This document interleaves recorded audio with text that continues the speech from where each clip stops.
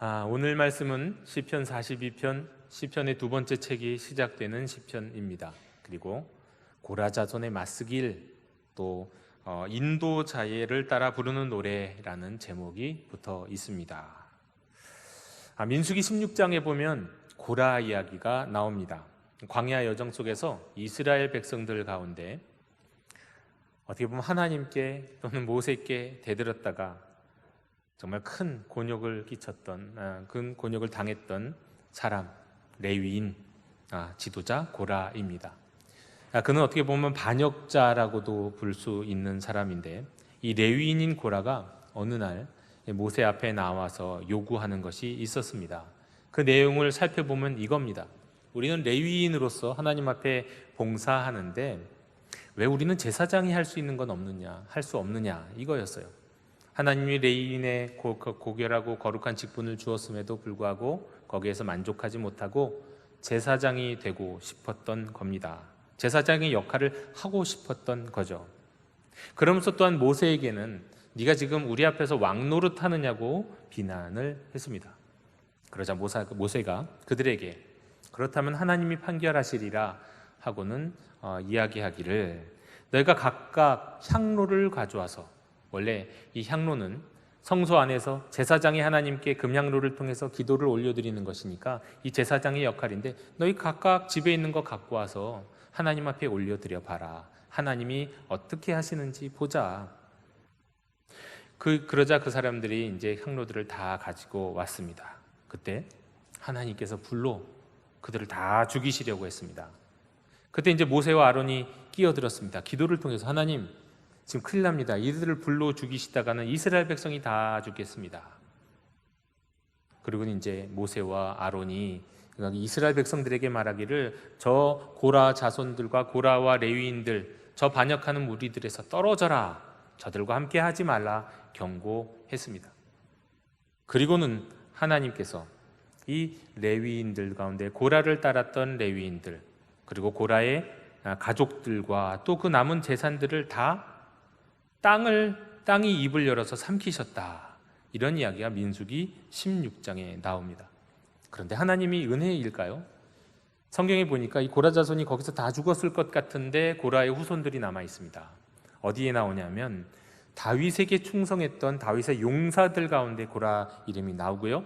또 오늘 우리가 읽었던 이 시편과 또 다른 말씀 속에서 보면은 이 고라가 당시 이스라엘 백성들 가운데 특별히 무엇을 했느냐? 성 출입문을 지키는 역할을 했고, 또 오늘 말씀을 보니까 이들이 이 성 출입문에서, 아마도 성 출입문에서 이 성전까지, 하나님의 백성들이 절기 때만 되면 성전까지 올라갈 때 그들을 이끌었고 인도했던 아마도 찬양 인도자들이었던 것 같습니다. 이들이 하나님 앞에서 대들고 모세 앞에서 대들었지만, 그러나 그들은 조상들을 갖고 있었지만 그 자손들 가운데서는 그런 조상들의 이야기를 기억하면서 다윗 왕, 하나님이 세우신 다윗 왕, 그리고 또 하나님이 세우신 제사장, 이들에게 충성하기도 하고 자신의 직분에 감사하면서 자신의 역할을 온전히 감당했던 것 같습니다. 그래서 다른 제사장들의 글들은 성경에 많이 남아있지 않은데요, 이 레위인이고 찬양 인도자였던 이 고라 자손의 마스길이 시편 42편부터 49편까지 나옵니다. 아무튼 정말 겸손하게 그 조상들이 잘못했던 그 죄로부터 완전히 돌이켜서 오직 하나님이 자신에게 주셨던 맡겨진 직분을 온전히 감당하지 않았나 싶습니다. 이들의 시가 이제 시편 42편부터 시작되는데, 오늘은 이 42편, 43편, 본래는 하나의 시편입니다. 1절, 2절, 3절까지 이어진 것 같습니다. 그래서 보면은 43편에 보면은 후렴구가 42편과 동일하게 반복이 되는 걸 볼 수 있거든요. 그리고 제목이 없는 걸 보면 원래는 이것이 하나의 시편이었는데 이제 책으로 하다가 나눠진 것, 그렇게 추측하고 있습니다. 이 시편 42편을 하나의 시편으로 볼 때 이제 오늘은 우리가 1절의 말씀을 같이 나누는 겁니다. 자, 1절 42편 그 중에서도 1절의 말씀을 함께 봉독하겠습니다. 시작. 하나님이여 사심이 시냇물을 찾기에 갈급함같이 내 영혼이 주를 찾기에 갈급하니이다. 하나님이여 하고 주님께 기도하죠. 제가 항상 시편, 또 우리 금양로 기도회, 변화산 기도회 때 그런 말씀을 많이 드렸지만, 우리가 기도할 때 의외로 하나님께 기도하지 않는다고 말씀드렸어요. 의외로 하나님 찾지 않고 막연하고 모호한 무엇에길 향하여 기도할 때가 많습니다. 기도할 때는, 또 부르짖을 때는 내가 부르짖는 그분이 누군지 분명히 생각하고 기도해야 하고 부르짖어야 되죠. 우리 고라자네 시에서는 하나님을 분명하게 부르짖고 있습니다. 그러면서 그 하나님 앞에서 이렇게 고백합니다. 사슴이 시냇물 찾기에 갈급함 같이 내 영혼이 주를 찾기에 갈급합니다. 사슴이 시냇물을 찾는다. 제가 한번 생각해 보면 그렇습니다. 이스라엘 땅에 사슴이 있기는 있었나? 사슴은 좀 이렇게 아름다운 곳에 있어야 되는 것 아닌가? 뭐 그런 생각도 해보는데, 실제로 성지 순례를 다녀온 분이 하셨던 얘기 중에 그런 얘기가 있습니다. 엔게디 광야를 다녀왔는데, 그 엔게디 광야라고 하는 것이 어떤 곳이냐면 들염소 새끼의 샘이라는 뜻이에요. 그러니까 엔게디 광야, 그러니까 다윗이 사울을 피해서 숨었던 그 동굴이 있었던 그 엔게디 광야를 갔더니 정말 이 광야 한바탕, 이 한가운데, 사막 한가운데 거긴 샘물이 있었는데 그 샘물 주변에 염소 새끼들이 있더라는 거예요. 거기 서식하고 있더라는 거예요, 염소들이. 근데 멀리서 보면 꼭 사슴처럼 생겼더랍니다. 그래서 어떻게 보면 여기서 사슴이 시냇물 찾기에 갈급함 같다 할 때 이 사슴이 어쩌면 염소 새끼일 수도 있고 실제로 사슴일 수도 있고 뭐 잘 모르겠습니다. 여하간 그 사슴이 지금 시냇물을 찾습니다. 어떤 시냇물을 찾냐면 이스라엘의 아주 유명한, 이스라엘이 이제 성지 순례를 가시면 꼭 이제 보게 되는 것 중에 하나가 와디라는 게 있는데, 저도 가보지 못했지만 듣기만 했습니다. 와디는 뭐냐면 건천이에요. 건천이 뭐냐면은 비가 오면 거기가 시냇물이 돼요. 근데 비가 오지 않는 건기 때는 바짝 말라갖고 멀리서 봤을 때 저기 시냇물이 흐르는 거다 하고 가지만 물이 없어요. 그게 건천입니다.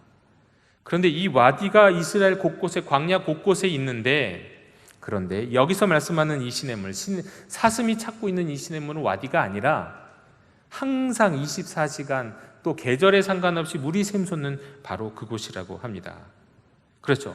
와디는 많은 사슴들이나 염소들이나 사실은 사람도 이 사막을 가다가 그 와디가 있을 때는 거기 물이 있을 줄 알고 찾아갔지만 속습니다. 물이 없어갖고. 그런데 이 시냇물은 언제 가도 물이 흐르고 영생의 샘수와 같은 샘물이 흐르는 곳입니다. 지금 이 사슴은, 이 지금 고라자손은 이런 시냇물을 갈급하는 사슴과 같이 내가 하나님을 갈급하고 있습니다. 이렇게 고백하고 있습니다. 예레미야 2장 13절에 보면 이런 말씀이 나오죠. 내 백성이 두 가지 악을 행하였나니 곧 그들이 생수의 근원이 되는 나를 버린 것과 스스로 웅덩이를 판 것인데 그것은 그 물을 가두지 못할 터진 웅덩이니라. 여기에서 말씀하는 이 생수의 근원, 하나님, 절대 물이 마르지 않는 그 생수의 근원, 여기서 이 시인이 찾는 시냇물이 바로 이런 곳입니다. 반대로 이 와디, 이 건천이라고 하는 곳, 이곳은 마치 사람이 스스로 만든 웅덩이와 같이 물이 있는 줄 알고 찾아가나 물이 없고 물을 채운 듯 하나 곧 사라져버리는 곳, 그곳이라고 말씀드릴 수 있겠습니다. 시인은 지금 이 고라자손은 간절히 사슴이 시냇물을 갈급함 같이 지금 주님을 찾고 있습니다. 그런데 어떻게 찾느냐면 갈급하며 찾는다고 그래요. 갈급. 정확한 말로는요, 헐떡이며 찾는다, 이런 의미입니다. 헐떡거리며. 목이 너무 말라갖고. 사슴이 물을 마시고, 사슴은 원래 열이 많이 돼요. 그래서 물을 자주 먹어줘야 되는 동물이라고 합니다. 그걸 자주 먹어줘야 되는데 물이 없으면 막 헐떡거리면서 그냥 비틀거리면서 그걸 찾죠. 저도 경험이 있는데, 제가 전에도 한번 말씀드렸죠. 군대에서 훈련 받는데 유격 훈련을 받을 때 점심을 먹고 너무 더워갖고요, 1시간도 안 돼갖고 그 생수, 이 물통에 있는, 수통에 있는 물을 제가 다 마셔버렸습니다. 그걸 모르고. 그러면 안 되는데. 다 마시고 났는데 그 다음부터 훈련을 한 3-4시간 더 받거든요. 와, 물이 없어요. 물을 안 줘요. 근데 3-4시간 동안 그냥 구르고 뛰고 땀을 벌벌 흘리고, 이제 마지막 순간까지 정말 간신히 참았는데 마지막 순간은 몇 킬로미터를 뛰다 걷다 하는 그런 행군이었어요. 그리고 이제 숙소로 들어가는 거예요. 숙소에 들어가면 물이 당연히 기다리고 있죠. 거기까지 가려고 하는데 그 산길을 뛰어가는데 정말 정신이 아른아른하고 헐떡이면서 목말라 죽겠다, 이러다 죽겠다, 나 이러다가 정말 일사병 걸려 죽고 목말라서 죽을 것 같다, 내가 저기까지 갈 수 있을까, 그런 마음을 헐떡이면서 그곳으로 뛰어갔던 기억, 물을 갈급하면서 뛰어갔던 기억이 있는데, 바로 그 갈망과 그 갈급함으로 지금 하나님을 찾고 있는 것이 바로 이 고라 자손인 겁니다. 2절의 말씀을 함께 읽겠습니다. 시작. 내 영혼이 하나님 곧 살아계시는 하나님을 갈망하나니 내가 어느 때에 나아가 하나님의 얼굴을 배울까. 지금 내 영혼이, 내 안에 있는 영혼이가 아니라 내 존재 전체를 얘기하는 겁니다. 내 존재 전체가 지금 하나님을 갈망한다. 내 존재 전체가. 근데 어떻게 그 다음에 하는 얘기가 이거죠. 내가 어느 때에 나아가 하나님의 얼굴을 배울까. 여러분, 하나님의 얼굴을 뵙는다는 것이 어떤 의미일까요? 뵙는다는 게 무슨 뜻입니까? 뵙는다. 어르신을 뵙고요. 누군가 높은 분을 뵈러 가죠. 이 뵙는다는 건 내가 그분을 보러 간다는 얘기가 아닙니다. 나를 그분에게 보여드리러 간다는 뜻입니다. 뵙는다는 게 그런 의미예요. 여기서 하나님께 나를 보여드리러 간다. 이것은 실제적으로는 어떤 의미냐면 예배 드리러 간다. 성전에 예배 드리러 간다는 뜻이에요. 이게 관용어예요. 성전에 예배 드리러 간다. 하나님의 얼굴을 뵙는다는 뜻입니다. 그렇습니다. 여러분, 이걸 통해 우리가 알 수 있는 게 뭐냐면 예배가 뭐냐는 겁니다. 예배는 내가 하나님을 만나는 게 예배가 아닙니다. 내가 하나님을 찾는 게 예배가 아니에요, 여러분. 하나님께 내 얼굴을 보여드리는 거예요.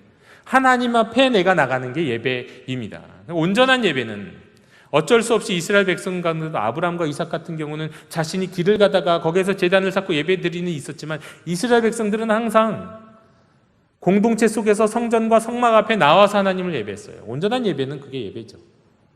공동체가 이루어져 있다면 공동체와 함께 주님 앞에 나아가서 드리는 거예요.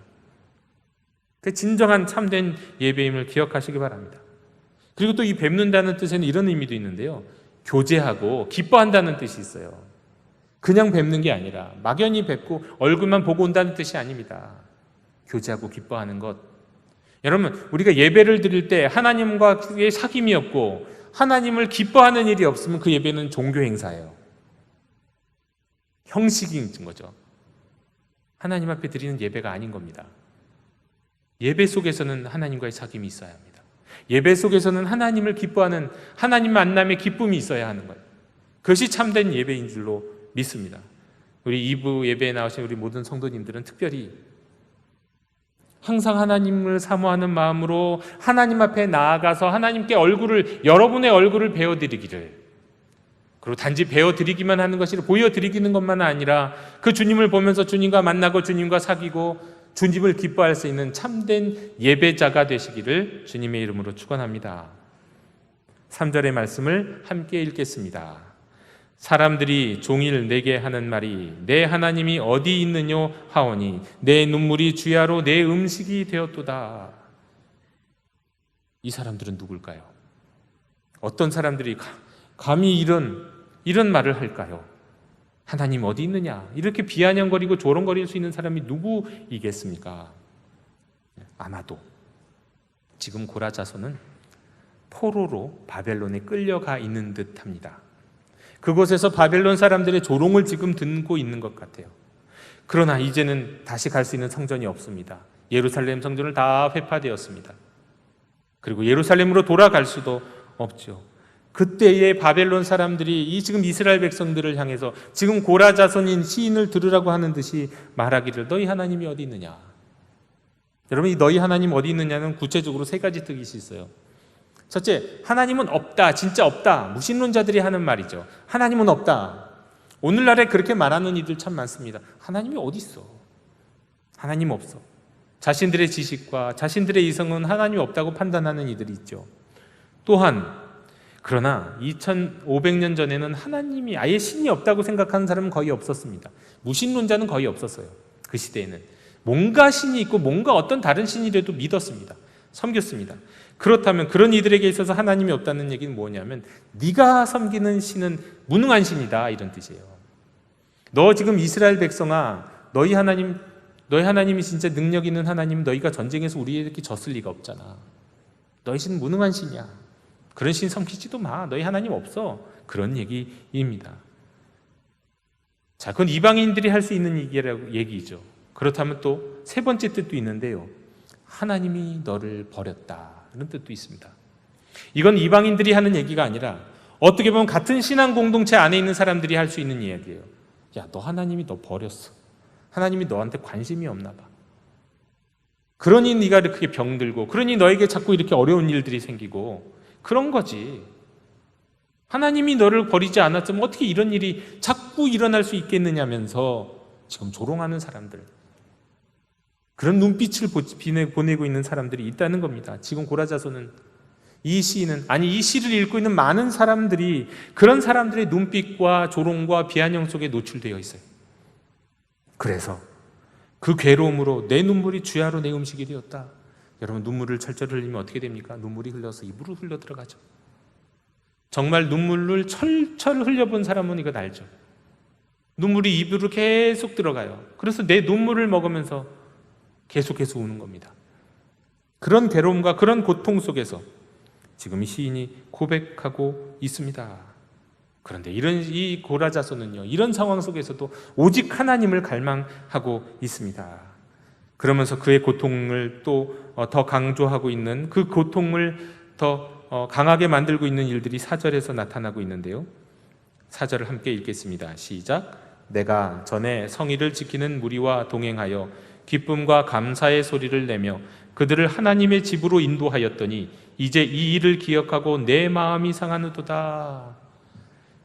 이제 고라 자손의 개인적 간증이 나타나는데요. 이 고라가 옛날에 무엇하던 사람인지 나타나죠. 성일, 유월절이든가 초막절 같은 이런 절기 때에 이 고라 자손은 무엇을 하는 사람이었습니까? 무리들과 동행해서 기쁨과 감사의 놀이를 내며 하나님의 집으로 인도하였다. 아까도 말씀드렸지만 성문에서부터 아마도 성전 안까지 그들을 이 외부에서 왔던 이스라엘 백성들, 절기라서 이 성전을 찾아온 이스라엘 백성들이 이끌고 가면서 마치 함께 노래를 부르며 군가를 부르듯이, 군인들 군가 부르며 가듯이 지금 하나님을 찬양하는 찬양을 인도하며 그 길을 걸어갔던 그 사람, 인도했던 사람이었던 거예요. 하나님을 예배하고 예배를 인도하고 찬양을 인도했던 찬양 인도자였던 거죠. 그때를 기억하면서 더욱 지금 절망과 고통 가운데 있는 겁니다. 그래서 지금 그때를 기억하니 내 마음이 상하는도다. 여러분, 마음이 상한다는 얘기는 그냥 마음이 아프다 정도가 아닙니다. 이게 마음이 그냥 이 심장이 지금 병들 정도를 지금 얘기하는 거예요. 고통이 깊어서 생명이 사그라지는 그 정도를 이야기하는 겁니다. 그렇습니다. 여러분, 마음이 아프면 육체가 병이 들어요. 마음이 아프면 그 육체에 나타나죠. 절망적으로 나타나고 어딘가가 아파. 이 신체화 현상이라고 합니다. 지금 고라자손은 자신의 고통을 이렇게 표현하고 있습니다. 여러분, 시편에 보면은 정말 많은 이런 탄식의 시편들이, 기도들이 많이 있습니다. 하나님 앞에서 나 괴로워 죽겠습니다. 하나님, 나 이 고통 속에서 나 좀 어떻게 해주세요. 이런 시편들이 너무 많습니다. 그런데 그 시편의 내용들을 가만히 보면서 우리가 깨닫게 되는 것이 있는데, 일단 시편과 상관없이 일단 이런 얘기가 있어요. 심리학자들이 하는 말 중에 이런 말이 있는데요.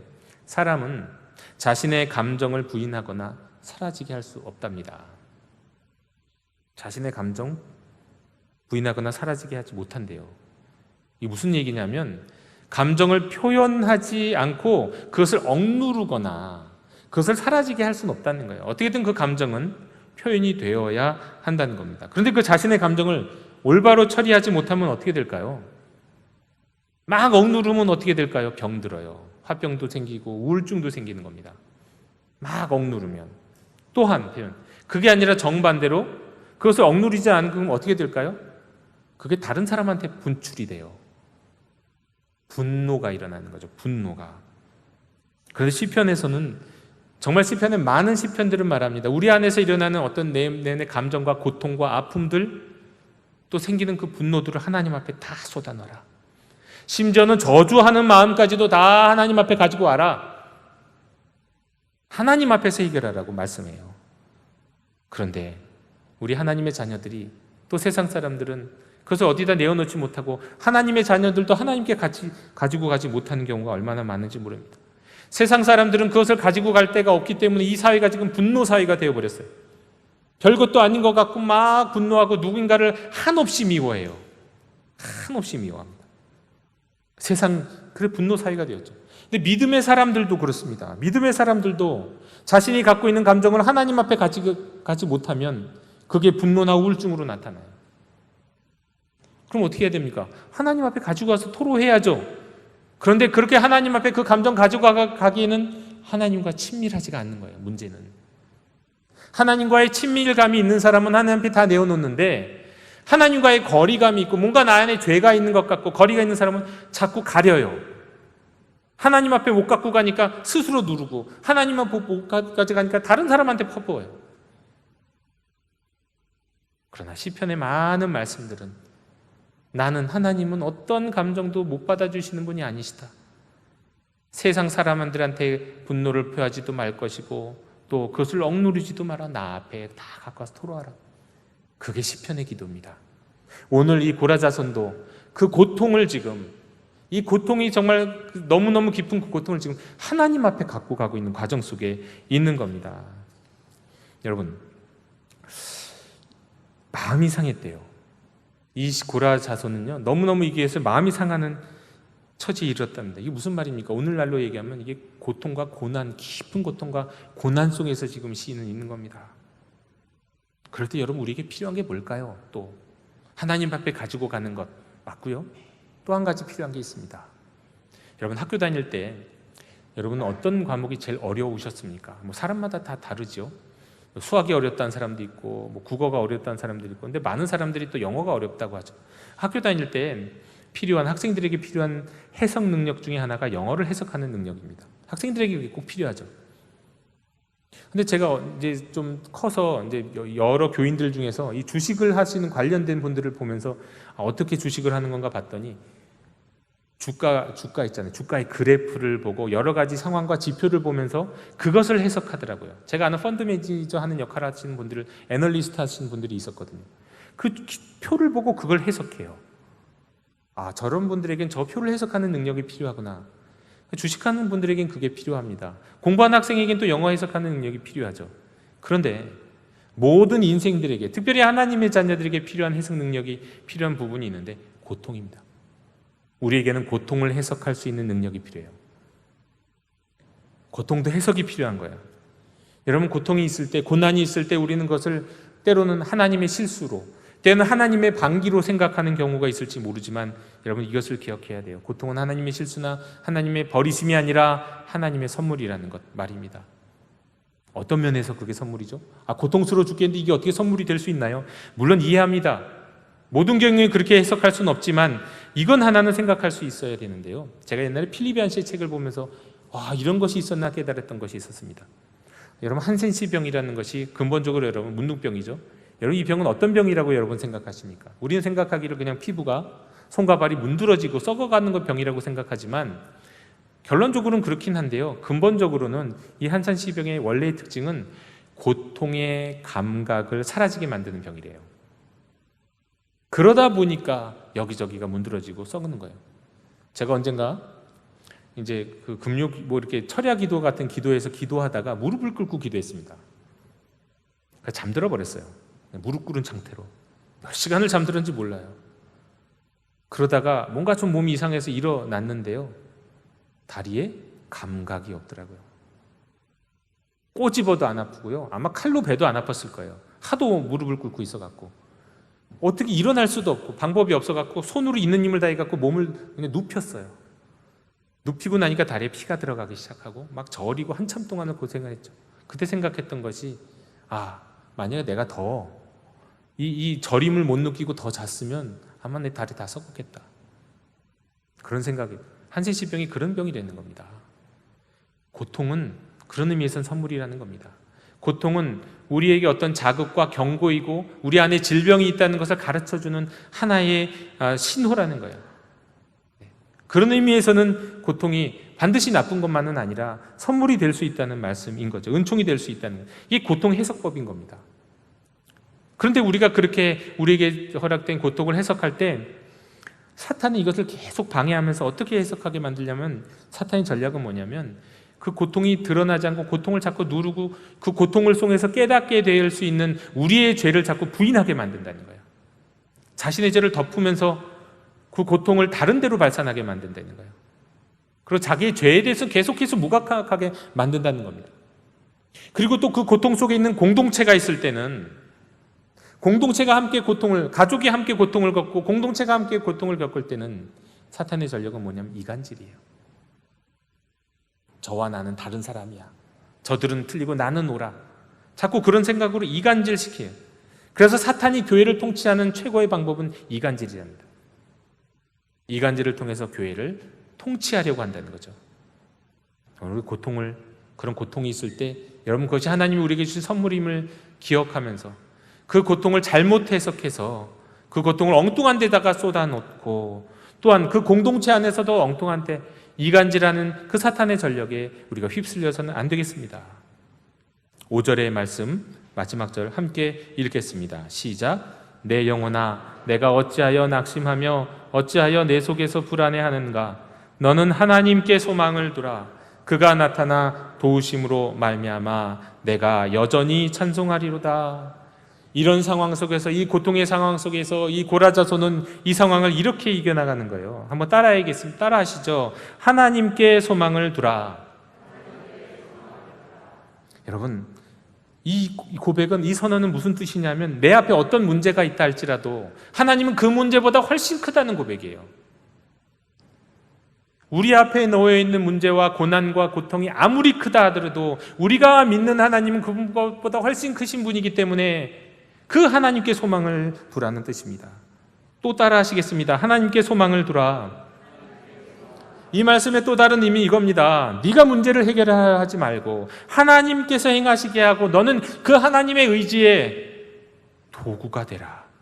너의 의지의 도구가 아닌 하나님의 도구가 되라. 이런 뜻입니다. 다시 한번 따라 하시겠습니다. 하나님께 소망을 두라.